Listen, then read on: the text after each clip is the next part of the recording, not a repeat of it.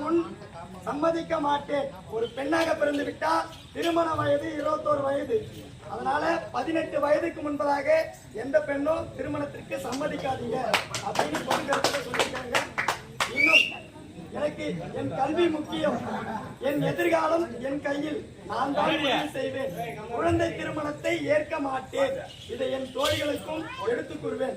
பெண்ணாக பிறந்த எல்லாருமே 18 வயதுக்குள்ள திருமணம் நடைபெறக்கூடாது என்பதை அடுத்த பெண்ணிடம் தோழிகளிடம் சொல்ல வேண்டும் என்பதை இதன் கருத்தில் சொல்லியிருக்கிறார்கள்.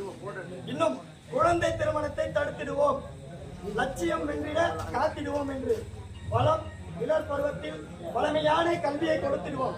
ஏன்னா பெண்களுக்கு முக்கியமானது கல்வி, அந்த கல்வியை பெற்றிட வேண்டும் என்று சமுதாயம் சொல்கிறது.